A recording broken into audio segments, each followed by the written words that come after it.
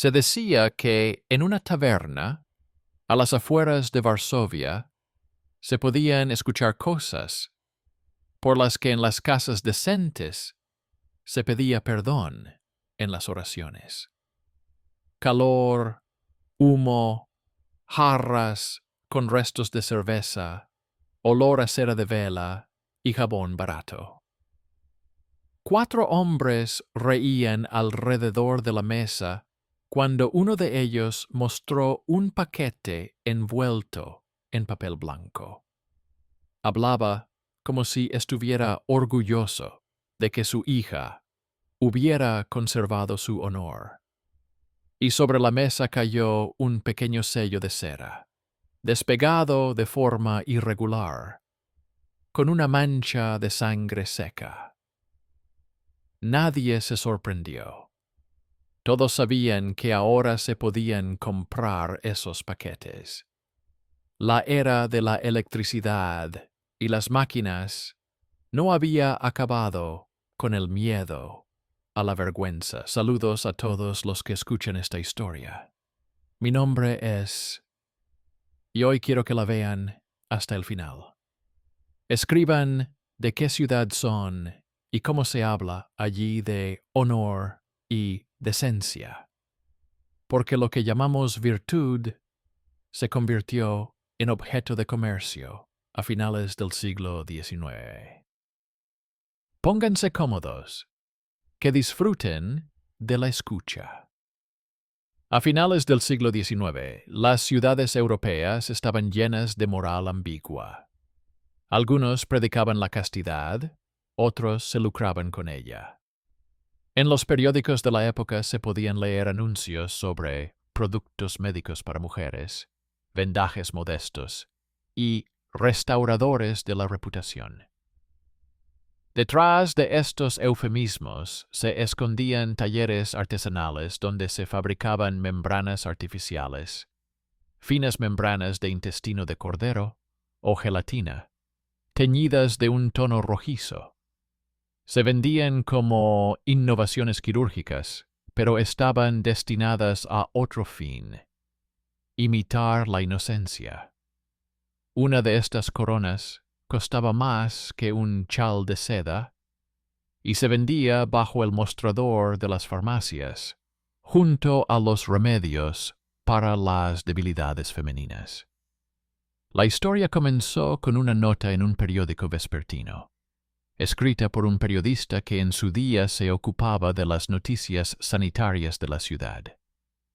Se llamaba Vladislav, pero su apellido solo se conserva parcialmente en el archivo. Se topó con una conversación en una taberna, donde se discutía un extraño pedido de un taller de la calle de San Juan. Intrigado, siguió al mensajero y descubrió una pequeña tienda con el letrero «Instrumental quirúrgico y aparatos cosméticos». En el escaparate había frascos con antisépticos, catéteres y vendas, y detrás de la mampara, una mesa sobre la que yacían trozos de material blanquecino que parecían pétalos. La dueña de la tienda afirmaba que se trataba de importaciones de París, pero los documentos de los productos estaban impresos en papel barato y contenían errores ortográficos. Más tarde se descubrió que, bajo la apariencia de un comercio médico, operaba toda una fábrica clandestina. Un artesano llamado Anton, antiguo peletero, aprendió a fabricar coronas después de leer revistas francesas en las que se describían métodos de reconstrucción de tejidos. Mezclaba gelatina con cola de pescado, secaba los moldes en bloques de yeso y añadía una gota de sangre de cerdo en el centro para que la imitación pareciera natural. La venta se realizaba a través de intermediarios, comadronas, farmacéuticos, intermediarias en escuelas femeninas.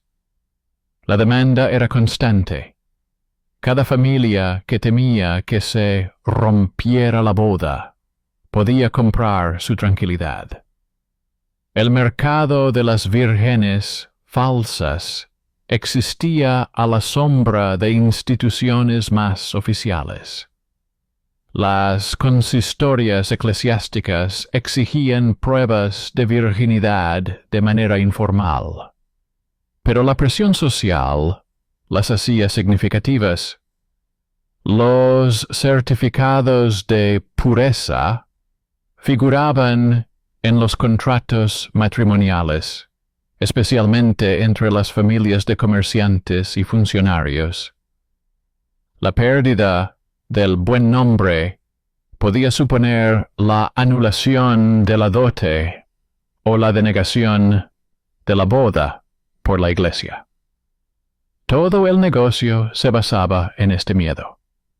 Las revistas médicas de la época discutían los ataques de histeria tras la comprobación de la castidad, pero ningún médico cuestionaba el procedimiento de comprobación en sí. El periodista comenzó a recopilar información. Visitaba las tiendas, tomaba notas sobre los precios y hablaba con los farmacéuticos que vendían los productos por conocidos. En sus borradores se conservan las cantidades, de 3 a 10 rublos por producto, dependiendo del material. Las trabajadoras de los talleres ganaban unas migajas y a menudo sufrían por el contacto constante con productos químicos. Una de ellas perdió la vista por los vapores del ácido acético. Pero fuera de la tienda, no se hablaba de moral. Era solo un trabajo. Fabricar piezas para otra ceremonia nupcial. El giro comenzó cuando un periodista descubrió registros de pedidos realizados no por alumnas pobres, sino por familias adineradas. Entre los compradores figuraban los apellidos de funcionarios, jueces e incluso directores de pensiones. Todo se explicaba por la precaución antes del matrimonio. La familia no quería arriesgar su reputación si la joven se caía de un caballo o se sometía a una intervención médica. Como justificación, decían que era mejor prevenir que curar. En realidad, estas personas participaban en la creación de un mercado en el que el honor se medía con dinero. Cuando la nota se publicó, el periódico fue rápidamente retirado de los kioscos. Vladislav fue citado en la comisaría, donde le hicieron entender que las publicaciones posteriores se considerarían calumnias contra hogares piadosos. El taller fue cerrado, pero al mes siguiente volvió a abrir con otro nombre. La sociedad prefirió considerar que el escándalo era inventado. Los predicadores de la Iglesia lo calificaron de imaginazione nociva del periodista. Imaginación nociva del periodista. Solo los estudiantes de medicina que estudiaban anatomía comenzaron a discutir lo fácil que era que la creencia en un signo biológico se convirtiera en una fuente de humillación. Sin embargo, los rumores siguieron circulando. En diferentes ciudades aparecieron tiendas de reputación similares. En Budapest, Praga, San Petersburgo e incluso Riga se vendían conjuntos femeninos con las instrucciones, calentar en las palmas de las manos y aplicar antes de la noche de bodas. La policía los cerraba solo después de los escándalos, pero sin acusaciones oficiales. Formalmente se vendían artículos médicos.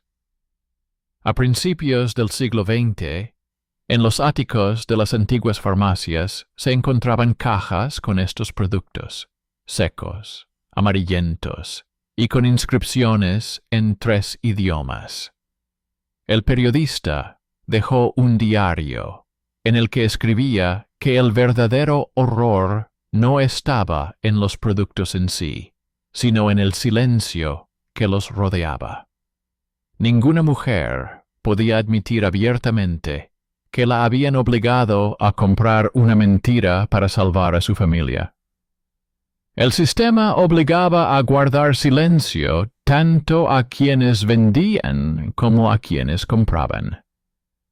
En los documentos judiciales de aquellos años se menciona a las doncellas rehabilitadas, pero sin explicar a qué se referían exactamente.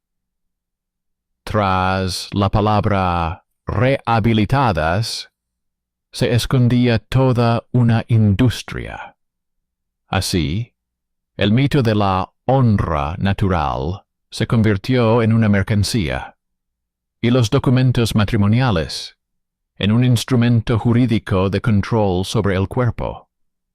Nadie quería ver la contradicción.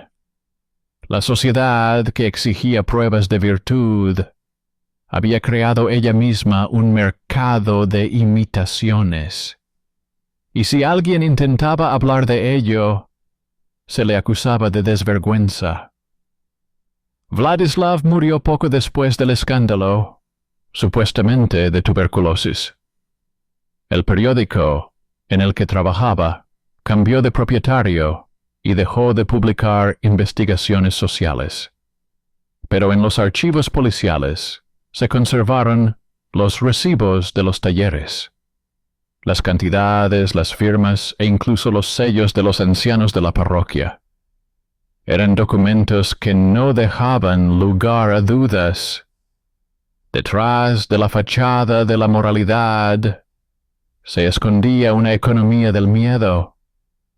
La investigación iniciada por Vladislav no terminó con su muerte. Unos años más tarde, cuando se revisaban sus documentos en los archivos de la universidad, un estudiante de medicina se topó con un montón de recibos y extractos con la misma firma, Anton Hay. La información sobre él coincidía con las descripciones del maestro de Varsovia. Investigaciones posteriores revelaron que había varios maestros de este tipo y que todos ellos utilizaban las mismas recetas y fuentes de materias primas. Los principales proveedores eran las tiendas de cuero y carne.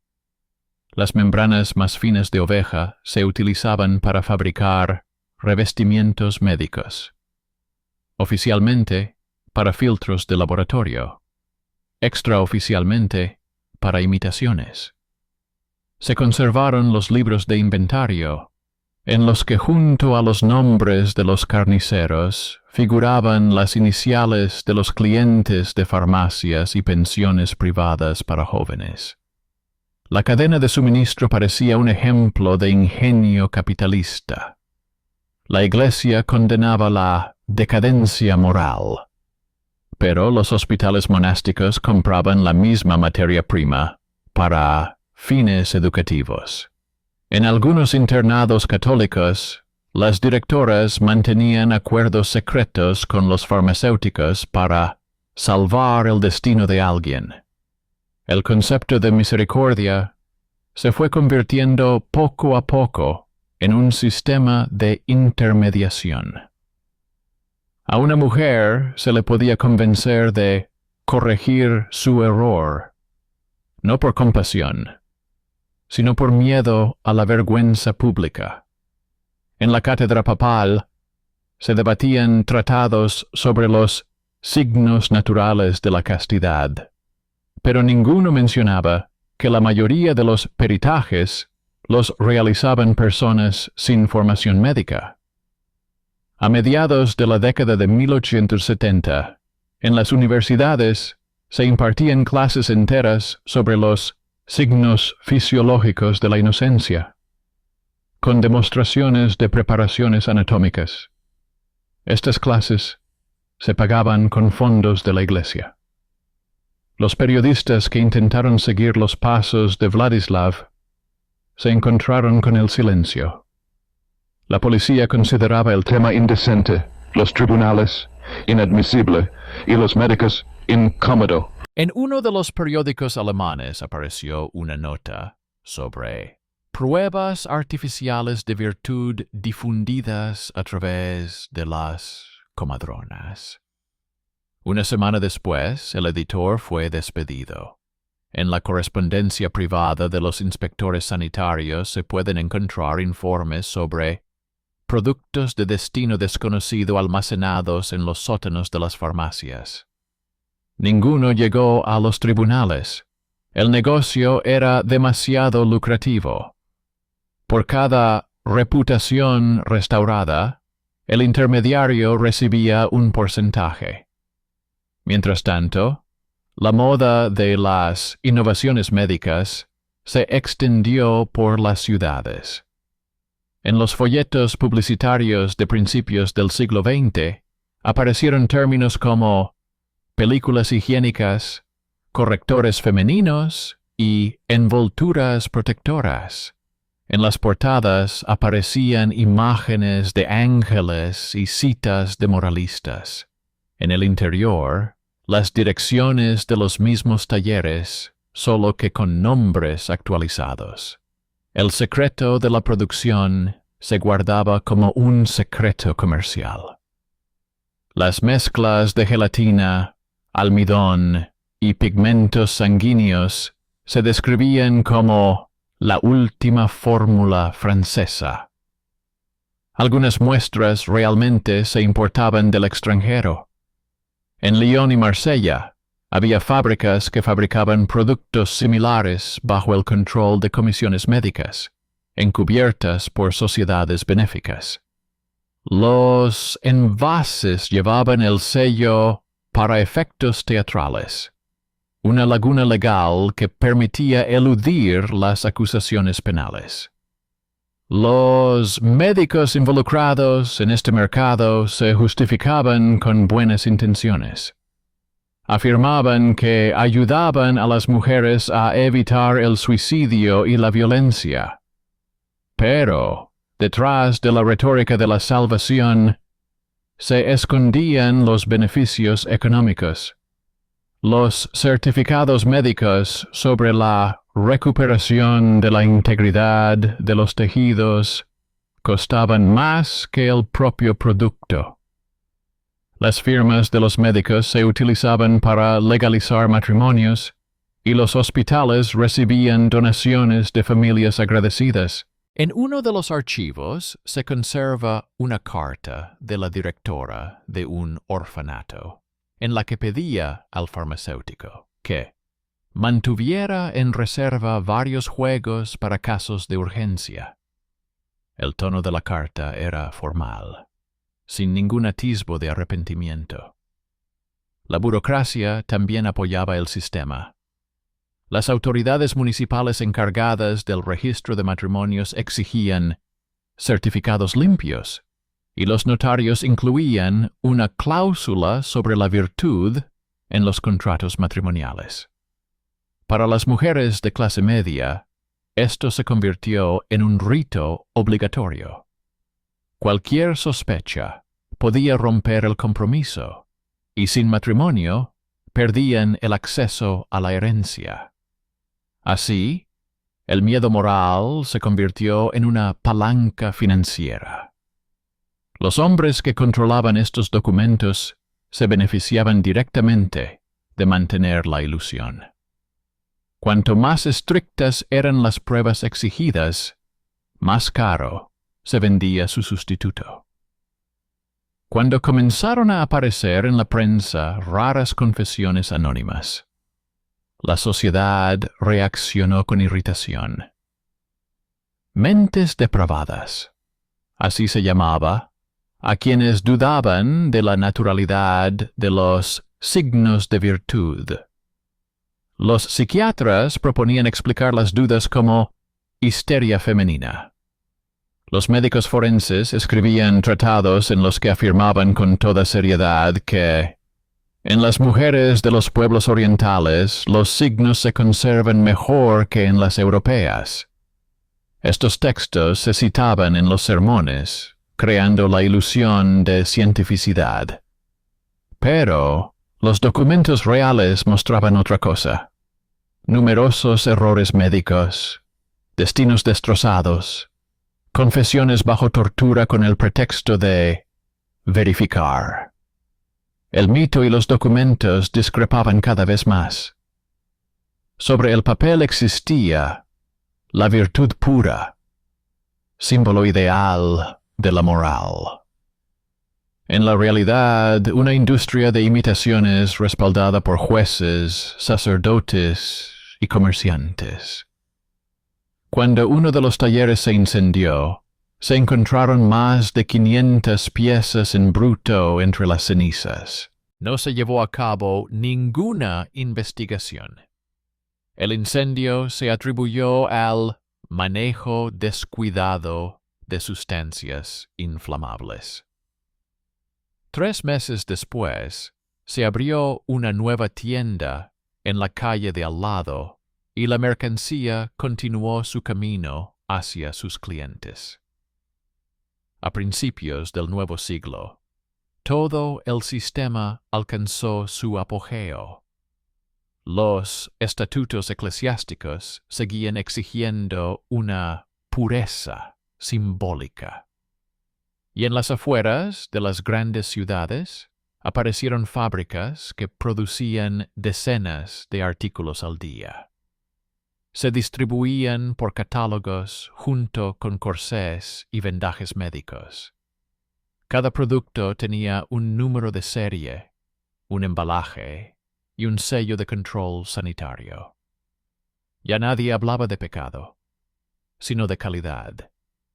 La ética médica y el beneficio comercial se unieron en una extraña alianza. La moral se puso en la cadena de montaje. Pocos comprendían que, junto con esto, había surgido un nuevo tipo de violencia, la social. Una mujer que se negaba a participar en este rito corría el riesgo de convertirse en una paria. En los archivos judiciales se conservan casos en los que los novios rescindían los contratos alegando deficiencia médica. Los jueces reconocían la legitimidad de las reclamaciones. Incluso aquellos que comprendían lo absurdo de la situación no se atrevían a objetar. El miedo a la vergüenza era más fuerte que la compasión. Sin embargo, algunos comenzaron a hablar. En las ciudades comenzaron a aparecer folletos anónimos sobre la falsa virtud. Sus autores se basaban en hechos, productos confiscados, informes médicos, testimonios de comadronas. Estos textos se distribuían clandestinamente, porque las autoridades los consideraban una amenaza para el orden público. En ellos se expresaba por primera vez la idea de que si la honor se puede comprar, entonces ya no es honor, sino una mercancía que destruye la fe en la moral. Entonces surgieron los primeros intentos de reformar la legislación. Las organizaciones de mujeres exigían la abolición de los exámenes y la protección de la intimidad personal. Los médicos humanistas proponían que dichos exámenes se consideraran ilegales, pero la resistencia era enorme. La Iglesia temía perder su instrumento de control sobre las uniones matrimoniales y los funcionarios su fuente de influencia administrativa. Los periódicos escribían que las nuevas ideas socavan los cimientos de la sociedad. La retórica de la moral volvió a ser una tapadera para el miedo y los beneficios. En los primeros años del nuevo siglo, la desconfianza pública se acumuló como el moho bajo un marco dorado. Los reformadores, que hasta hacía poco se consideraban marginales, comenzaron a publicar documentos judiciales. Uno de los primeros casos sonados fue el juicio en Cracovia, donde la viuda de un farmacéutico presentó una demanda contra un comerciante que la acusaba de vender productos indecentes. En la vista se descubrió que el comerciante le compraba a ella envoltorios higiénicos para revenderlos en pensiones. El tribunal no pudo dictar una sentencia inequívoca. El producto no se clasificaba ni como médico ni como inmoral. En las actas de las sesiones, conservadas en el archivo, aparecen las palabras «objetos que imitan los signos de la integridad física». El juez exigió que se eliminara la transcripción de los periódicos, pero las copias ya se habían distribuido entre los estudiantes. Estos documentos se convirtieron en un catalizador. En las universidades se empezó a debatir no solo el aspecto médico, sino también el social del problema. Los médicos jóvenes afirmaban que la propia idea de demostrar la virtud contradecía la ciencia. Uno de ellos, profesor de fisiología del VIV, publicó un trabajo en el que afirmaba: «La naturaleza no firma documentos». El tratado provocó un escándalo. Su autor fue destituido de su cátedra, pero la tesis ya había echado raíces. En los debates sobre la moralidad se hablaba cada vez más de economía. ¿Cuánto cuesta el miedo? ¿Quién lo produce y quién lo compra? Los periódicos comenzaron a escribir con cautela sobre el mercado de las pruebas, especialmente después de que se produjera un incendio en un almacén de productos sanitarios en Viena, donde se encontraron cajas con productos marcados como confidenciales. Los periodistas intentaron averiguar a quién pertenecía el almacén, pero los propietarios habían desaparecido. La investigación determinó que la empresa estaba registrada a nombre de un empresario ficticio fallecido hacía 10 años. Los libros de gastos indicaban envíos a Budapest, Praga, San Petersburgo y Berlín. En uno de los libros se mencionaban incluso instituciones monásticas como destinatarias de muestras educativas. Con cada revelación, el mito de la honra natural se hacía cada vez menos sostenible.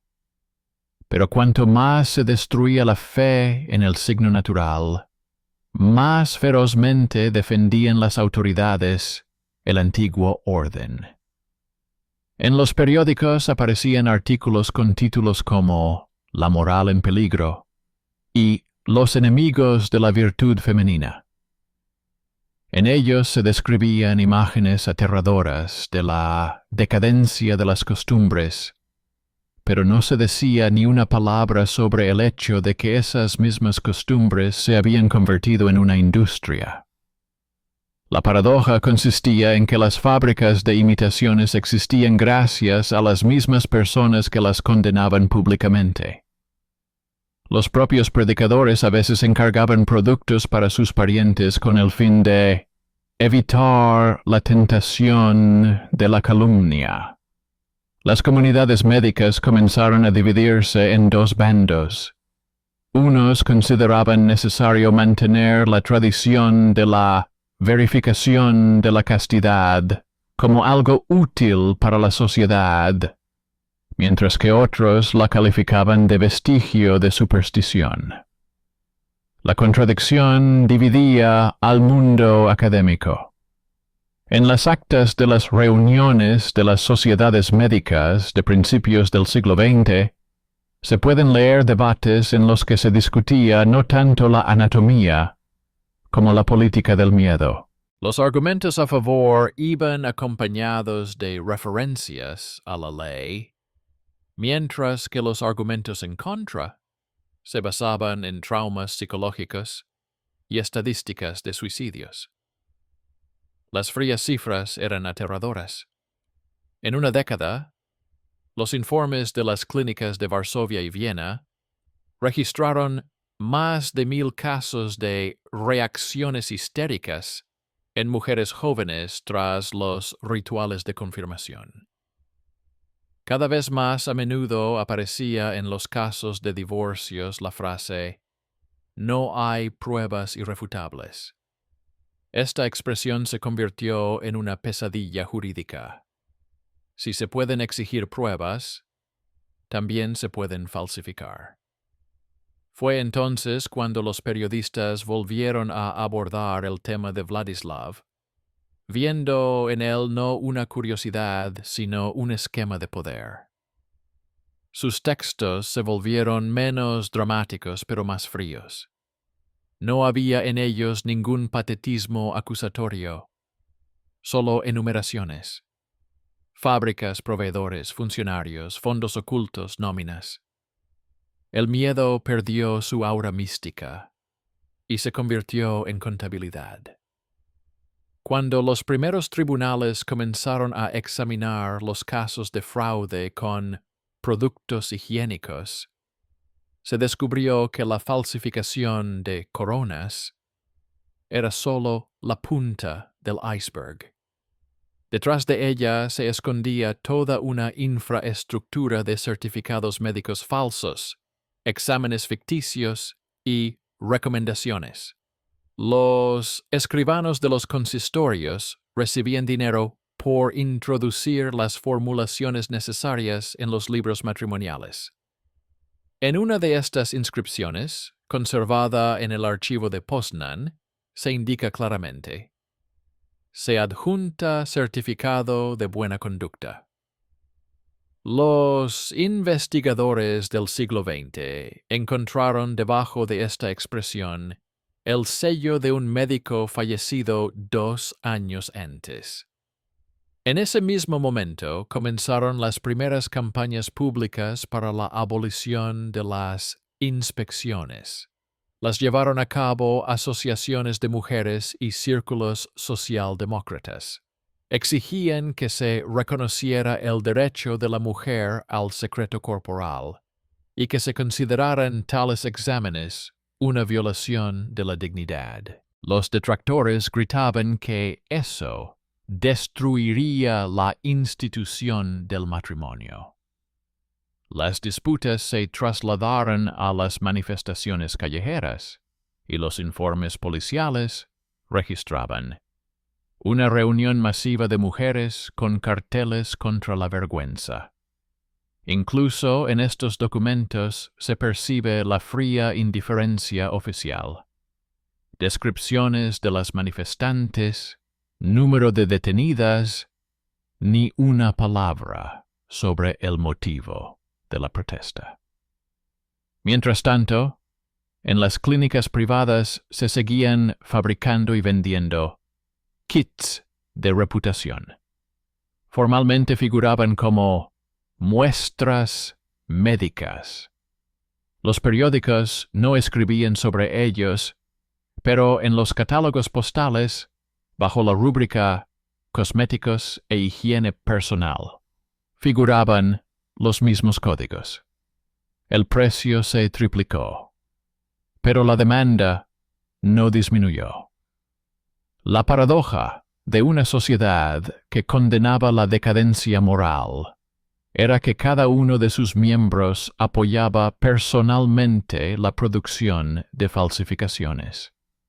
Y cuanto más alto era el nivel de educación, más sofisticadas eran las justificaciones. Ahora no se hablaba de pecado, sino de psicología, del miedo a la vergüenza como mecanismo de defensa natural. Al mismo tiempo, aparecieron las primeras pruebas médicas que afirmaban directamente que no existía ningún signo de inocencia fisiológico.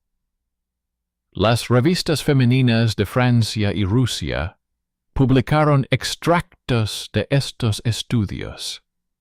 Esto provocó una tormenta de indignación. Los sacerdotes decían que la ciencia había invadido el secreto del alma. Pero el hecho ya no se podía ocultar. La medicina destruía la base misma del mito. Entonces, los ideólogos de la moral dieron un paso desesperado.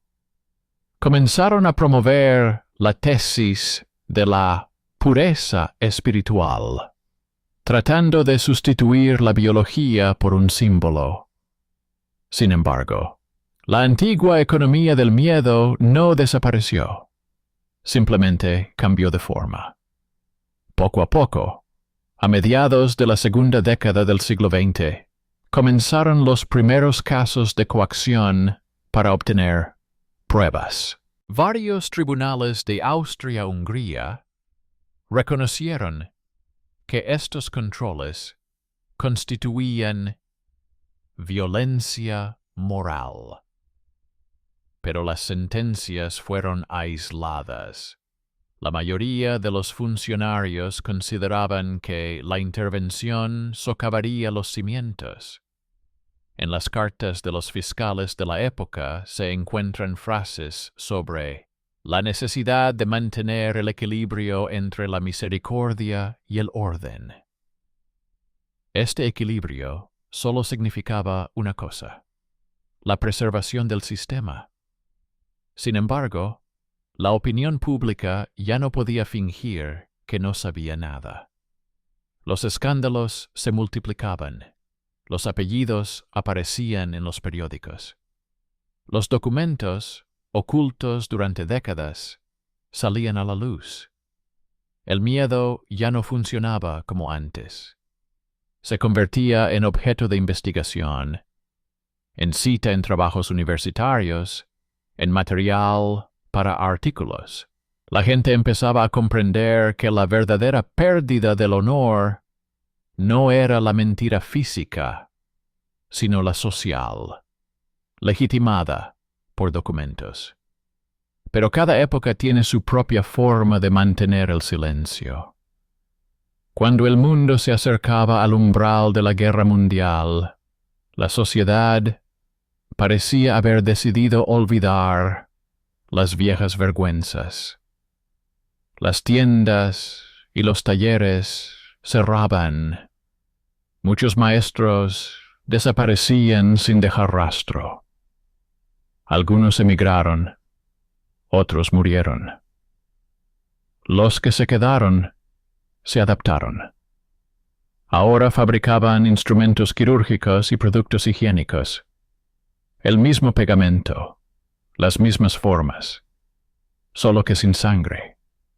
La historia cambió de nombre, pero el contenido siguió siendo el mismo. El poder sobre el cuerpo se conservaba en forma de papel, sellos y miedo a la vergüenza. Después de la guerra, Europa yacía en ruinas, no solo arquitectónicas, sino también morales. Millones de mujeres regresaron de las fábricas, los hospitales y las evacuaciones, solteras, independientes, cansadas. Las normas anteriores no encajaban en la nueva realidad. Pero el sistema de control no desapareció. Simplemente cambió de forma. Si antes la honra se medía con una marca imaginaria en el cuerpo, ahora se certificaba con un papelito de la clínica. La burocracia médica retomó el antiguo mecanismo y le añadió un sello de modernidad. En los estados de la posguerra, donde la moral pública necesitaba un apoyo, los médicos se convirtieron en los nuevos sacerdotes y las pruebas de laboratorio en los nuevos rituales de verificación. En los años 20, aparecieron en los circulares oficiales los conceptos de peritaje moral e higiénico y certificado de buena conducta. Las mujeres que solicitaban un puesto de trabajo, especialmente en escuelas o centros médicos, debían presentar un certificado de salud y moralidad. El documento lo firmaban un médico y un inspector de policía. Las firmas tenían un precio. En algunos países de Europa del Este existían tarifas secretas, que iban desde unos pocos zlotys hasta el salario mensual. Una mitad de la sociedad exigía reformas, mientras que la otra se lucraba con el miedo.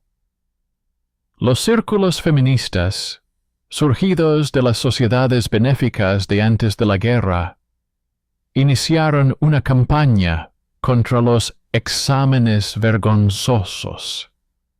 Recogían los testimonios de las mujeres que habían sido sometidas a humillantes exámenes y los publicaban bajo seudónimos. Los periódicos, temerosos de la censura, publicaban estas historias en las columnas Cartas de las lectoras. De ellas se componía una fría crónica de humillaciones, examen de aptitud para el matrimonio, examen obligatorio antes de la boda, reexamen tras una lesión. Palabras secas, pero detrás de ellas hay miles de destinos rotos. Los médicos que participaban en las comisiones se justificaban diciendo que actuaban siguiendo las instrucciones. Las instrucciones las redactaban aquellos que temían perder el control sobre la moral. Mientras tanto, en Occidente ya se estaban produciendo cambios. Los médicos franceses, inspirados por los nuevos datos anatómicos, publicaron informes que refutaban por completo la existencia de características naturales. Los periódicos ingleses los citaban con comentarios cautelosos. La Iglesia Católica respondió con encíclicas sobre la máxima pureza espiritual. El significado seguía siendo el mismo. Control. Solo que traducido al lenguaje de la fe. La refutación científica del mito no lo destruyó, sino que solo obligó a buscar nuevas justificaciones. En 1923 se celebró en Viena el primer Congreso Internacional sobre Higiene Femenina, en el que se debatieron cuestiones de medicina matrimonial. Entre las ponencias había un informe que demostraba que las operaciones de restauración de la virginidad se habían convertido en un servicio legal en las clínicas privadas. Los cirujanos lo llamaban cirugía plástica menor. Oficialmente, se trataba de asistencia médica tras una lesión, pero en realidad era el mismo producto, solo que ahora con licencia y factura. El antiguo taller del siglo XVIII se transformó en un quirófano estéril. El miedo volvió a convertirse en un negocio, solo que ahora envuelto en una bata blanca. En los periódicos de la época de entreguerras se pueden encontrar anuncios publicitarios sobre la recuperación de la salud femenina. Las formulaciones casi no diferían de los anuncios del siglo pasado. Discreto, fiable, con garantía de naturalidad. Las fotografías de médicos con gafas sustituyeron a las de artesanos. Los folletos se imprimían en papel caro y se utilizaban términos médicos como regeneración de tejidos o restablecimiento de la elasticidad. Las compradoras ya no se escondían, sino que acudían a especialistas. La ilusión se convirtió en un procedimiento. Los reformadores intentaron conseguir la prohibición legal de estas prácticas, pero se encontraron con una paradoja jurídica. Si la operación se consideraba médica, no se podía intervenir en ella. Si se reconocía como cosmética, no era necesario regularla. La fiscalía se lavó las manos. Los informes policiales registraban el aumento de clínicas clandestinas, donde las operaciones se realizaban sin anestesia ni esterilización. En las morgues de la ciudad aparecían los cadáveres de mujeres jóvenes que habían muerto por infección sanguínea, pero en los certificados de defunción se indicaba insuficiencia cardíaca. Las estadísticas no reflejaban el horror, solo su magnitud. Paralelamente al negocio médico, crecía la industria de los seguros morales. En algunos países, las compañías de seguros ofrecían pólizas que compensaban el daño a la reputación. Por una determinada cantidad, el cliente recibía la promesa de que, en caso de conflicto familiar, se le proporcionaría un abogado y documentos comprometedores contra la otra parte. De este modo, el mito del honor se convirtió definitivamente en un instrumento financiero. El matrimonio, como antes, se convirtió en un negocio. Solo que ahora el miedo a la vergüenza se valoraba según una tarifa. En esos mismos años se difundieron activamente las ideas del psicoanálisis. Los científicos escribían sobre el complejo de la vergüenza, sobre la violencia educativa, sobre la culpa sin delito. Pero estas palabras no llegaban a las provincias, donde seguían existiendo las antiguas formas de control. En los pueblos de Europa del Este todavía se llevaban a cabo rituales de prueba. Se obligaba a las chicas a traer certificados de los hospitales del distrito, y en los archivos de la iglesia se guardaban registros con la marca verificado. Los sacerdotes se referían a la tradición. El Estado hacía la vista gorda. El orden parecía más importante que la verdad. Mientras tanto, los movimientos feministas intentaban documentar lo que estaba sucediendo. En Varsovia, Bucarest y Praga, las mujeres periodistas recopilaban testimonios anónimos y los transmitían a organizaciones internacionales. Desde allí, los textos llegaban a Londres y Ginebra, donde se publicaban bajo la forma de informes sobre las condiciones sanitarias. En ellos aparecieron por primera vez fotografías de productos de archivo, finas placas, ennegrecidas por el paso del tiempo, con la leyenda «Piezas de exposición del siglo XIX». Estas imágenes causaron un efecto devastador. Las personas que habían crecido con la convicción de que el honor era un concepto elevado, vieron ante sí la prueba física de su comercialización. Las autoridades reaccionaron como siempre, con silencio. Pero en las universidades ya se estaba formando una nueva generación de médicos para quienes estos artefactos no eran un símbolo del pecado, sino un hecho histórico. En 1929, una estudiante de medicina defendió en París su tesis sobre las consecuencias sociales de los rituales de castidad. La comisión intentó bloquear la publicación, pero las copias de la tesis se distribuyeron por las bibliotecas. A partir de ese momento, el tema dejó de ser tabú. Se empezó a estudiar como un fenómeno sociológico, no como una parábola moral. Sin embargo, la destrucción del mito no trajo alivio. Los viejos rituales fueron sustituidos por nuevas formas de control, análisis, exámenes, pruebas de norma física. La sociedad aprendió a medir la dignidad de otra manera, pero el principio se mantuvo. El cuerpo de la mujer seguía siendo considerado como un documento. El mecanismo del miedo simplemente cambió de instrumentos. En lugar del artesano con el cuchillo, apareció el médico con el microscopio. En lugar del banco, la clínica. En lugar de los rumores, las normas. Así terminó una época y comenzó la siguiente. La época de la vergüenza racionalizada. Cuando ya no se hablaba de virtud, sino que se escribía sobre aptitud médica. Cuando la moral fue sustituida por el procedimiento y el procedimiento por las instrucciones.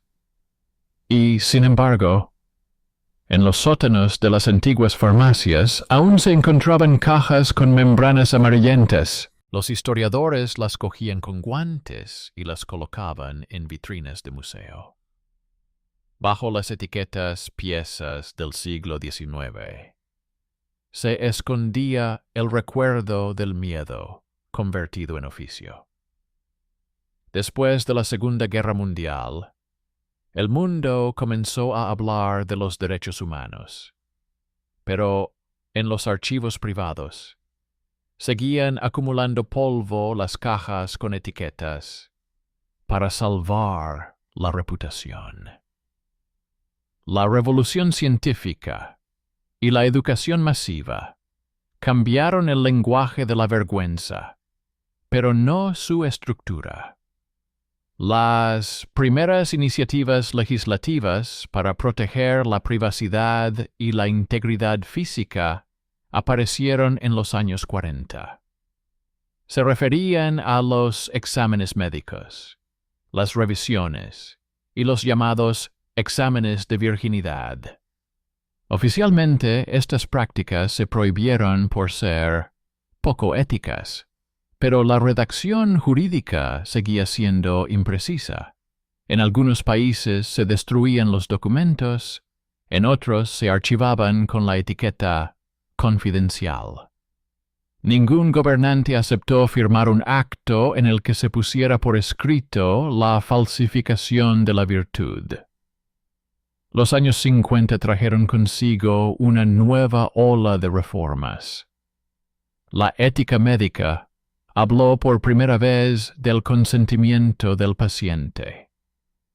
Los médicos comenzaron a insistir en que ningún examen debía servir como instrumento de evaluación social. Pero en esos mismos años también aparecieron nuevas tecnologías, pruebas, certificados, cuestionarios estandarizados. El papel volvió a recuperar el poder. Si antes se demostraba la honradez con un pañuelo, ahora se comprobaba con un formulario impreso. Cualquier empleador, unidad militar o centro educativo podía solicitar un certificado médico de conducta. El lenguaje cambió, pero la lógica siguió siendo la misma. Control con el pretexto del cuidado.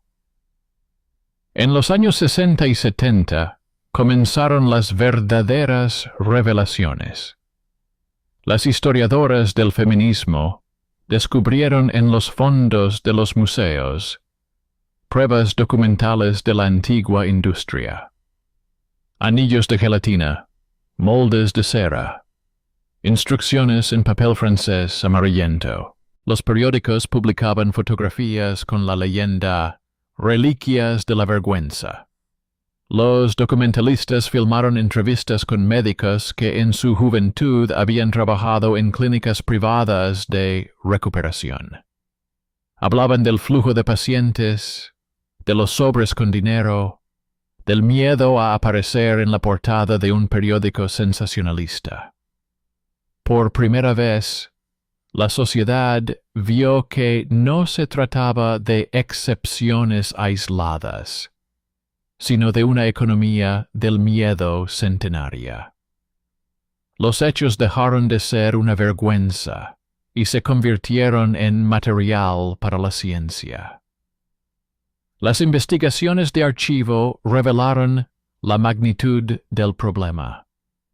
En Alemania y Polonia se encontraron documentos de las comisiones sanitarias municipales, en cuyas listas de productos controlados figuraban decenas de proveedores. En Francia, se entregó al Museo de Medicina toda una vitrina con muestras de coronas fabricadas en París en la década de 1880.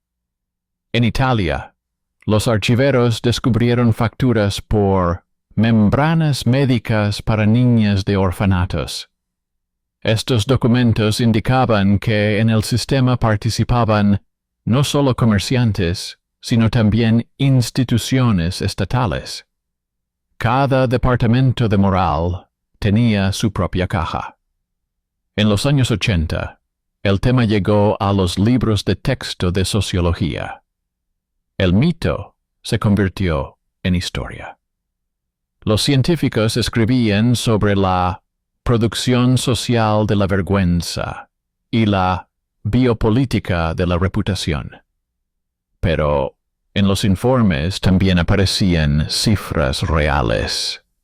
En algunos países de Oriente Medio y Europa del Este, las inspecciones continuaban, solo que con otros nombres. La fórmula médica sustituyó al rito religioso. El mismo miedo a vivir fuera de la norma alimentó nuevas industrias. Pruebas psicológicas, programas de control del comportamiento, publicidad de servicios de rehabilitación. La humanidad cambió de instrumentos, pero no de tono. Sé cómo se espera de ti, o serás rechazado. A principios de los años 90, se publicó en Europa el primer informe oficial sobre la mercantilización médica del honor. En él se mencionaban los documentos del caso de Vladislav, un periodista cuya investigación había terminado censurada 100 años atrás. Los investigadores calificaron su trabajo como la primera autopsia social de la vergüenza. Su nombre volvió a los libros de texto, y el manuscrito se publicó en forma de facsímil. En la portada figuraba una frase suya: «Si el honor se vende, ya está muerto». Esta frase se convirtió en una inscripción conmemorativa en el Museo de Medicina Social de Varsovia. Hoy en día, solo los investigadores y algunos periodistas recuerdan esa industria. En las vitrinas de los museos, las membranas amarillentas yacen junto a tinteros, sellos y registros eclesiásticos. Los guías turísticos hablan del negocio de la vergüenza, y los escolares miran con incredulidad. Cuesta creer que todo eso fuera la norma. Pero los archivos nos recuerdan que cada época inventa sus propios métodos para medir el comportamiento. La forma cambia, el significado permanece. El mercado de la vergüenza simplemente pasa de una envoltura a otra. Y, sin embargo, queda algo importante: la memoria documental. No pide compasión ni busca culpables. Simplemente constata un hecho. En el corazón del mundo civilizado existió durante siglos una industria que vendía mentiras bajo la apariencia de bondad. Artesanos, médicos, funcionarios, sacerdotes. Todos ellos construyeron una pirámide sobre el miedo al rumor. Y mientras el miedo a la vergüenza sea más fuerte que la justicia, esta pirámide siempre renacerá. En nuevas oficinas, en cuestionarios, en aplicaciones de pantalla. Solo que ahora su producto no se llama corona de castidad, sino certificado de confianza, índice de fiabilidad o calificación de reputación. El precio es el mismo: el miedo a ser un extraño. Y si intentamos escuchar a través del tiempo la voz silenciosa de quienes cosían, compraban y escondían estas marcas artificiales, no pide excusas. Solo dice que la vergüenza es el producto más duradero de la historia. No la crean los artesanos, ni la destruyen las reformas. Solo cambia de envase. Y cada vez que la sociedad vuelve a buscar pruebas externas de la virtud interna, la vieja fábrica de mentiras sale de las sombras, ahora con nuevas formas, pero con la misma huella en la conciencia.